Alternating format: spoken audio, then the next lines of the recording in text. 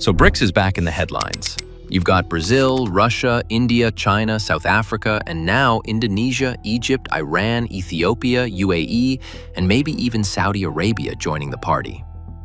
And everyone is talking about de-dollarization and whether this BRICS summit could be the start of the end of the dollar's reign.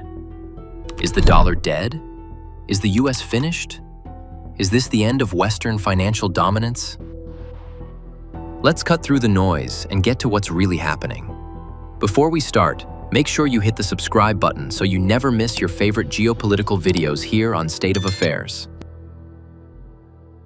First, let's get something straight. The US dollar has ruled global trade and finance for decades. Oil is priced in dollars. International loans are in dollars. Sanctions are enforced in dollars. But now, BRICS is asking, why should we play by US rules? Why risk getting cut off from the global system every time Washington gets upset? With so many new members, BRICS now represents over half the world's population and a massive share of global GDP. That is a big deal if you are trying to build alternatives to the dollar. So, what is BRICS actually doing? They are ramping up trade in their own currencies by building new payment systems like BRICS Pay. They are also increasing their gold reserves as a backup plan in a new financial infrastructure. Now, some might assume it's just another anti-American propaganda. But believe me when I say that, there's real motivation this time. The US has excessively used the dollar as a weapon through sanctions and tariffs. Since the Russia-Ukraine war, the United States has imposed sweeping sanctions on Russia, such as freezing $5 billion of the Russian central bank's US assets, banning major Russian banks from the SWIFT international payment system, and prohibiting US investors from trading Russian securities. Beyond Russia, the US has maintained strict sanctions on Iran targeting its energy exports, financial institutions, and key individuals, aiming to curb its regional influence. This extensive economic pressure demonstrates why BRICS countries are determined to reduce their reliance on the US dollar and build alternatives. They want to protect their economies from being vulnerable to US sanctions and tariffs, which can be imposed quickly and with far-reaching consequences. But let's be clear on one thing. This is not going to happen overnight. There are some major obstacles to creating a true BRICS reserve currency. You've got China, the world's second-largest economy, sitting next to much smaller economies like Ethiopia or Egypt. Their central banks have very different policies and their inflation rates are all over the place. Even the euro, which came from a group of wealthy, politically aligned European countries, still faces trust issues and has not replaced the dollar.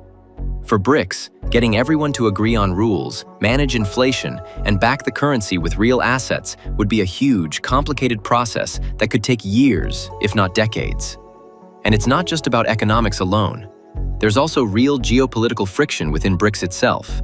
For example, China and India have a history of border conflicts and strategic rivalry. Other members like Russia and the UAE have very different political systems and regional ambitions. These differences make it hard for BRICS to agree on deep financial integration or a unified economic policy. When you have countries that sometimes see each other as competitors, it's tough to imagine them putting all their trust and their reserves into a shared currency or financial system. So, while BRICS is united on the idea of reducing dollar dominance, the reality is that their internal politics and rivalries make real unity a lot harder than it looks on paper. So, what's the situation as of now? The dollar is not going anywhere, for now.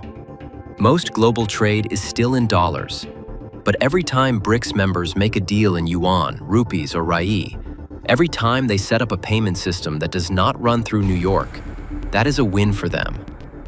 For the US, winning means keeping the dollar on top and using that leverage to shape global politics, finance, and trade. The US does not want a real alternative to emerge because that would mean less control, less influence, and less money. You will hear wild claims like the dollar is finished or BRICS currency tomorrow, and that is just hype. The dollar is still the world's reserve currency, but the trend is real. BRICS is chipping away, bit by bit, with payment platforms, local currency deals, and growing gold reserves. Is this going to happen overnight? No. Will it hurt the dollar over time? Definitely yes.